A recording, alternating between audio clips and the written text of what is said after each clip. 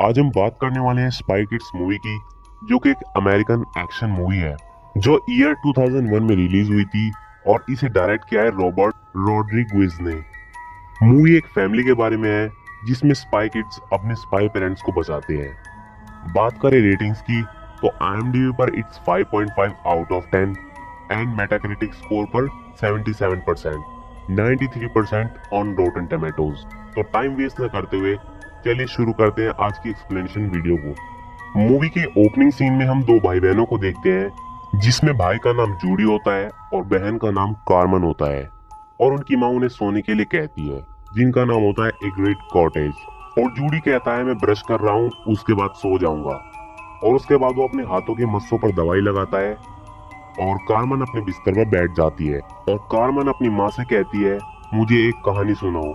उसकी माँ कहती है कौन सी कहानी सुनाओ, और कार्मन कहती है वही दो जासूसों की कहानी जिन्हें आपस में प्यार हो जाता है। उसके बाद उसकी माँ उसे कहानी सुनाती है। बहुत पुरानी बात थी, एक लड़का था और एक लड़की थी और वो दोनों जासूस थे। दोनों अलग अलग देशों के लिए काम करते थे और उस लड़की को एक बहुत ही अहम जिम्मेदारी दी गई थी दूसरे स्पाई को खत्म करने की, यानी उस लड़की को। और वो वक्त बहुत ही नाजुक था। यूं समझ लो कि सभी देशों में भयंकर तूफान मचा हुआ था। इसीलिए कुछ सिपाही तैयार किए गए, चालाक और बहादुर सिपाही, जिनका सबसे बड़ा हथियार था उनका दिमाग। और वो सिपाही थे जासूस। वो भेष बदलने में माहिर थे, खतरे को दूर से सूंघ लेते थे और उन्हें जो भी काम सौंपा जाता उसे बखूबी निभाते। ये जासूस बस एक ही चीज से डरते थे, दुश्मन के जासूसों से। इसीलिए एक जासूस को जिम्मेदारी दी जाती थी दूसरे जासूस को मारने की। लेकिन इस काम ने उन दोनों स्पाइस की जिंदगी बदल दी, और जब काम को अंजाम देने का वक्त आया बस देखते ही रह गई। वो जासूस बाकी जासूसों से अलग था, वो खूबसूरत और ताकतवर था, और उन दोनों स्पाइस में दोस्ती हो गई। वो एक दूसरे से मिलते रहे, दिन में 2 बार होटल में, लेकिन दूर दूर, क्योंकि वो दोनों साथ नहीं बैठ सकते थे।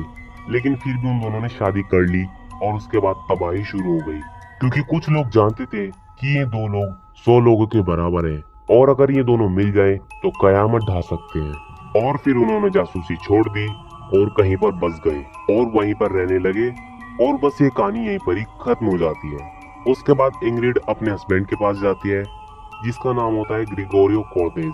वो उससे पूछता है तुमने आज बच्चों को कौन सी कहानी सुनाई? तो उसकी वाइफ कहती है हम दोनों की कहानी। तो ग्रिगोरियो कहता है कि अब वो सब तो खत्म हो चुका है, अब बस हमारा काम है कंसल्टेशन का, अब हम स्पाई नहीं रहे हैं। और उसके बाद ये दोनों अपने हिडन कंप्यूटर्स को देखते हैं जिन्हें वो अपने बच्चों से छुपा कर रखते थे। और ग्रिगोरियो अपने कंप्यूटर में देखता है कि बहुत सारे स्पाइस एकदम से गायब हो गए हैं। लेकिन जैसे ही इंग्रिड उसके कंप्यूटर में देखती है तो वो एकदम से सब कुछ हटा देता है, और उसके बाद सीन चेंज होता है और हमें जूडी और कार्मन दिखाए जाते हैं। वो दोनों लकड़ी के कुछ पोल्स पर लटकने की प्रैक्टिस कर रहे होते हैं, और हम देखते हैं कि कार्मन तो आराम से लटक पा रही है, लेकिन जूडी अपने हाथ के मस्सों के कारण इन पोल्स पर से गिर जाता है। उसके बाद इन सभी को हम कार में देखते हैं, जहाँ कार में जूनी एक टीवी प्रोग्राम देख रहा होता है जो देखने में काफी बुरा लग रहा था। उस शो का नाम था फ्लूप फ्लूपीज, और इसी के कारण उसके डैड उसे डांटते हैं। वो कहते हैं कि तुम बस यही तो करते हो, इन उल्टे सीधे टीवी प्रोग्राम को देखना और उनकी ड्राइंग्स बनाना, ये ठीक नहीं है। लेकिन जूडी इस प्रोग्राम को बड़े ध्यान से देख रहा होता है क्योंकि वो उसका फेवरेट शो होता है। और जब इन बच्चों का स्कूल आ जाता है तो जूनी के डैड उसे कहते हैं कि अगर तुम्हें स्कूल में कोई परेशान करेगा तो तुम ये याद रखना कि तुम एक कॉर्टेज हो। लेकिन जूनी कहता है कॉर्टेज होने में ऐसी क्या खास बात है। और उसके बाद हम देखते हैं कि एक लड़का जूनी को परेशान कर रहा होता है। ग्रिगोरियो उसके पास जाने के लिए गाड़ी से बाहर निकलता है जहाँ पर उस बच्चे के डैड भी होते हैं, और ग्रिगोरियो के डैड उस बच्चे के डैड को बहुत दूर फेंक कर मारते हैं। लेकिन फिर ग्रिगोरियो को होश आता है और ये सब सिर्फ उसकी सोच थी।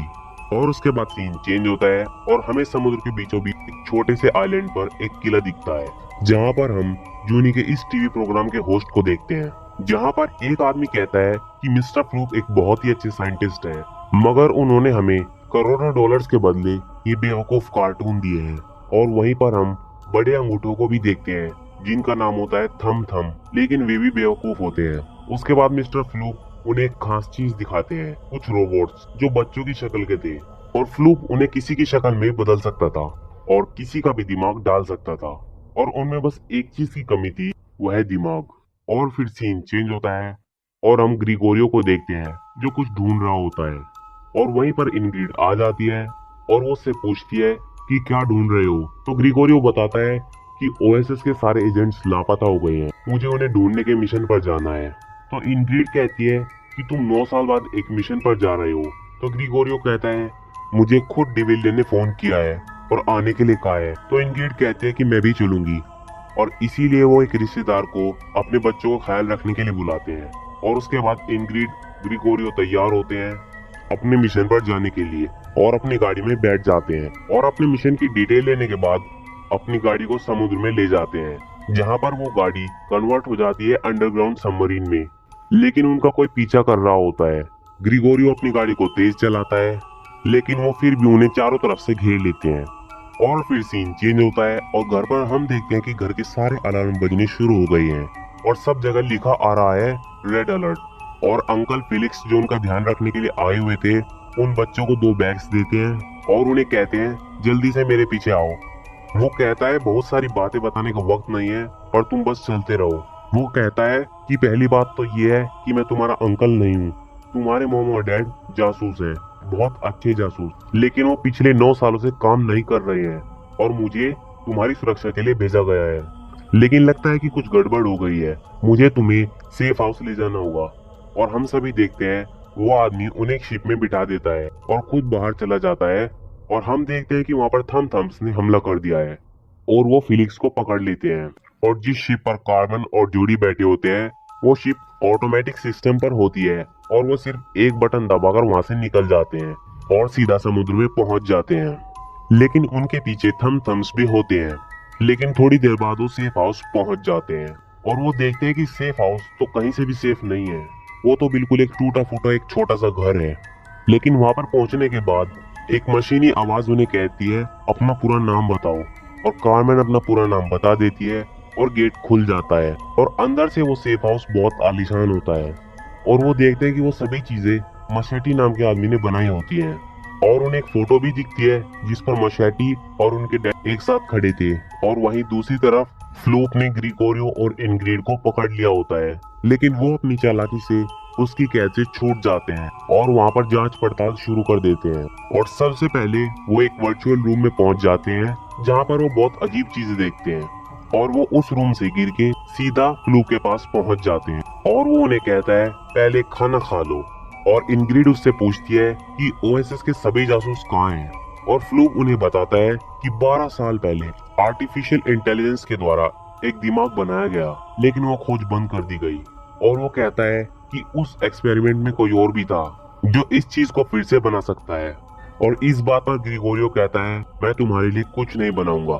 और फिर हम जूनी और कार्मेन को देखते हैं जहाँ पर एक औरत उनके सेफ हाउस के अंदर आ जाती है क्योंकि उसके पास सेफ हाउस की चाबी होती है। और वो कार्मेन और जूनी को कहती है कि मैं ओएसएस से हूँ और वो कार्मेन को एक ब्रेसलेट देती है और उससे कहती है कि तुम्हारे डैड गायब हो गए और लास्ट टाइम में सिर्फ उन्होंने 5 वर्ड कहे FLOOP। और वो वहाँ पर कुछ ढूंढना शुरू कर देती है और वो वहाँ पर सिर्फ उसी थर्ड ब्रेन को ढूंढने के लिए आई थी और वो थर्ड ब्रेन उसे मिल जाता है। लेकिन वे बच्चे वहाँ पर थम्स को भी देखते हैं और उन्हें पता चल जाता है कि ये सभी फ्लूक के लिए ही काम करते हैं। और वो औरत एक आदमी को थर्ड ब्रेन देती है और कहती है कि फ्लूक के पास तुरंत थर्ड ब्रेन पहुंचाया जाए। और कार्मेन सोचती है कि मॉम डैड को बचाने के लिए ये थर्ड ब्रेन जरूरी है, इसीलिए वो उसे बचाने के लिए वहाँ से एक मिनी जेट को उठा लेती है और उससे उसका पीछा करने लगती है। और उसका पीछा करते करते वो काफी दूर आ जाती है लेकिन वो उससे थर्ड ब्रेन ले लेती है, जहाँ वो फिर से सेफ हाउस जाती है और जूनी को बचा लेती है। और उस जेट के जरिए ही वो उस गुफा से बाहर निकलकर शहर में आ जाते हैं और सीधा एक कपड़ों की दुकान में चले जाते हैं। लेकिन वहाँ पर भी थम्स उनका पीछा कर रहे होते हैं, लेकिन वो खाली ट्रॉली में उस मिनी जेट को लगाकर उन्हें चकमा दे देते हैं और उस कपड़े की दुकान से दूसरे कपड़े पहनकर बाहर आ जाते हैं। और वहीं फ्लूक कार्मेन और जूनी के रोबोट को उन्हें पकड़ने के लिए भेजता है। और यहीं कार्मेन और जूनी एक पार्क में बैठे होते हैं और तभी वहाँ पर वही रोबोट्स आ जाते हैं। कार्मेन रोबोट्स को पंच मारती है लेकिन उन्हें कुछ नहीं होता क्योंकि वो रोबोट्स हैं। उसके बाद वो रोबोट्स उनसे थर्ड ब्रेन छीन लेते हैं, लेकिन जूनी उनमें से एक रोबोट का लॉकेट छीन लेता है और वो रोबोट वहाँ से उड़कर चले जाते हैं। जूनी और कार्बन उस लॉकेट के पीछे देखते हैं जिस पर लिखा होता है 1 of 500। इसका मतलब ये है कि वो थर्ड ब्रेन के जरिए उन रोबोट्स को बहुत होशियार बनाना चाहते हैं और इन रोबोट्स की सेना खड़ी करना चाहते हैं। कार्बन जूनी को कहती है कि हमें मॉम डैड को बचाना ही होगा।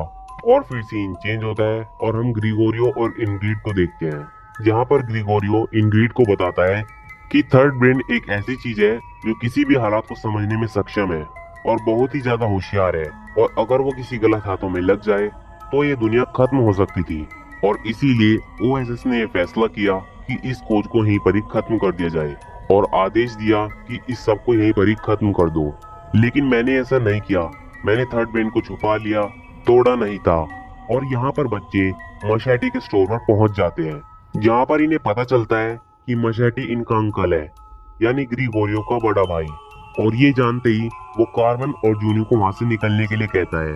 वो बच्चे उससे पूछते हैं, आप भी जासूस थे? मशैटी कहता है, हाँ ऐसा लोग कहते थे। वो बच्चे कहते हैं कि हमारी मदद करें, हमारे मॉम डैड को बचाइए। लेकिन मशैटी कहता है, मुझे उनसे कोई मतलब नहीं है। और मशैटी उन दोनों को एक मिनी प्लेन दिखाता है और कहता है कि अगर कोई चीज फ्लूक के किले तक तुम्हें पहुंचा सकती है तो वो यही है। और उन दोनों को वहाँ पर किले का मैप भी मिल जाता है, क्योंकि बहुत सारी चीजों को मशैटी ने खुद ही बनाया था, इसीलिए उसके पास वहाँ का मैप भी था।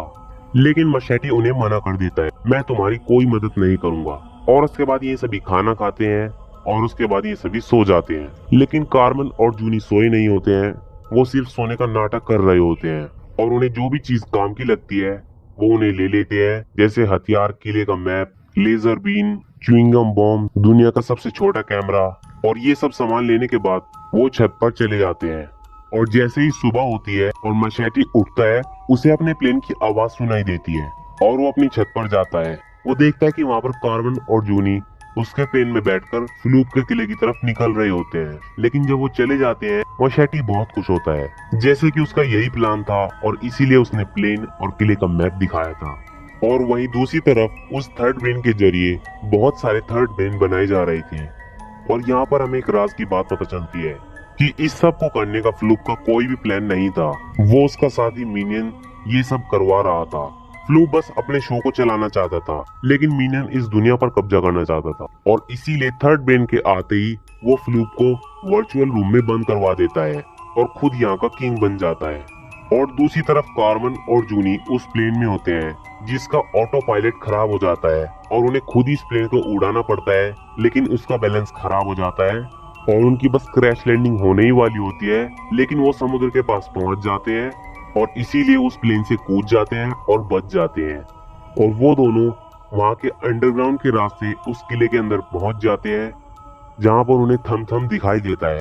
लेकिन वो उसे शॉकिंग गम के जरिए शॉक देकर मार देते हैं। और बस थोड़ा ही आगे जाते हैं और वो वहाँ पर फुगली और कई सारे थम थम्स को देखते हैं। और उनसे बचने के लिए वो ऊपर वाली दीवार पर छुप जाते हैं और एक रस्सी से लटक जाते हैं और उन फुगली से पूछते हैं कि हमारे मॉम डैड कहाँ हैं। और उसके बाद कार्बन और जूनी अपने मॉम डैड को ढूंढने के लिए निकल जाते हैं, जहाँ पर उन्हें बहुत सारे रोबोट्स दिखाई देते हैं और वो उनके पीछे चलने लगते हैं। लेकिन वो रोबोट्स उन्हें पहचान लेते हैं, क्योंकि अब उनमें दिमाग होता है और वो काफी होशियार होते हैं। और वो सभी उनका पीछा करने लगते हैं और इसीलिए कार्बन और जूनी वहाँ से भागने लगते हैं। और कार्बन एक जगह नीचे गिर जाती है और जूनी भागते भागते वर्चुअल रूम में पहुंच जाता है, जहाँ पर उसे बहुत सारी अजीब चीजें दिखाई देती हैं और फ्लूक भी दिखाई देता है, क्योंकि फ्लूक को भी वहीं पर कैद किया हुआ था। और जूनी फ्लूक को कहता है कि तुम बहुत बुरे हो, तुमने मेरे मॉम डैड को पकड़ लिया, रोबोट्स की फौज बनाई और मेरी बहन को भी मुझसे दूर कर दिया है। और फ्लूक कहता है, मैंने ऐसा कुछ भी नहीं किया है। जूनी कहता है कि मुझे तुम्हारा शो बहुत पसंद था, मैं तुम्हें बहुत अच्छा मानता था, तुम मेरे हीरो थे। और जूनी उससे कहता है, तुम अब भी अच्छे बन सकते हो, तुम मेरी मदद करो, मैं तुम्हारी मदद करूंगा। और फ्लूक उससे वादा करता है कि मैं तुम्हारे मॉम डैड को बचाऊंगा और सब कुछ ठीक कर दूंगा। लेकिन फ्लूक जूनी से ये भी पूछता है कि मेरे शो में आखिरकार कमी क्या है। तो जूनी उससे कहता है, तुम्हारे शो में बच्चे होने चाहिए। और एक शॉकिंग गम को फ्लूक के ऊपर फेंक कर मारता है, जिससे वो वर्चुअल रूम बंद हो जाता है। और वहीं दूसरी तरफ हम मिनियन को देखते हैं, जिसने ग्रिगोरियो और इंग्रिड को कैद कर रखा था, और वो ग्रिगोरियो को एक फ्रूगीज में बदल देता है। और वहीं फ्लूप और जूनी मिनियन को रोकने के लिए वहां से निकल जाते हैं। थोड़ी देर बाद फ्लूप, कार्मन, जूनी आपस में मिल जाते हैं और ये अपने मॉम डैड को ढूंढते हैं। और जूनी देखता है कि उसके डैड एक फूगली बन चुके हैं, लेकिन उसकी मॉम सही है। और इसीलिए जूनी फ्लूप को कहता है कि तुमने मेरे डैड को फूगली बना दिया है। लेकिन फ्लूप कहता है मैंने कुछ नहीं किया, ये सब मिनियन ने किया है, लेकिन मैं सब कुछ ठीक कर सकता हूँ। और इतने में वो सभी लोग भी वापस आ चुके होते हैं जिन्होंने इस प्रोजेक्ट पर पैसा लगाया हुआ था। लेकिन तभी एक अनाउंसमेंट होती है, मिनियन जल्दी से लैब रूम में आए, यहाँ पर एक गड़बड़ हो गई है। लेकिन एक प्लान था इन सभी का मिनियन को फंसाने के लिए। वो लैब रूम में आता है और वो सभी उस पर हमला कर देते हैं और उसे एक फुगली में बदल देते हैं। उसके बाद ये सभी कंट्रोल रूम में जा ही रहे होते हैं कि कार्बन और जूनी के रोबोट्स ग्रिगोरियो और इनग्रिड को रोक लेते हैं। लेकिन कार्बन, जूनी और फ्लूप कंट्रोल रूम में पहुंच चुके होते हैं, पर अब बहुत देर हो चुकी होती है क्योंकि इन सभी बच्चों के सिर में थर्ड ब्रेन को लगाया जा चुका था। लेकिन इस सब को सही करने का एक रास्ता था, बाइनरी कोड्स को बदलना, जिससे वे सभी अच्छे काम करें और गलत चीजों को ना करें और इनका कहना माने। फ्लूप बाइनरी कोड्स को बदलने में लग जाता है और ये बच्चे अपने मॉम डैड को बचाने के लिए चले जाते हैं। लेकिन वहाँ पर उन्हें वही रोबोट्स मिलते हैं जो बहुत होशियार हो चुके थे और इन सब में लड़ाई होती है। लेकिन वो दोनों बच्चे उन दोनों रोबोट्स को स्प्रे गन की मदद से दीवार पर चिपका देते हैं और उसके बाद ये अपने मॉम डैड ढूंढते ढूंढते मेन हॉल तक पहुंच जाते हैं, जहां पर इनके मॉम डैड मिल जाते हैं। लेकिन इन्हें पूरे 500 रोबोट्स घेर लेते हैं और ग्रिगोरियो इन सबको एक प्लान बताता है। जूनी, तुम राइट के 100 रोबोट्स को मारो, कार्मन तुम लेफ्ट के 100 रोबोट्स को मारो, मैं और तुम्हारी मॉम बीच के 100 रोबोट्स को मारते हैं। इस पर जूनी कहता है कि ये पूरे 500 रोबोट है, हमें एक और आदमी की जरूरत है।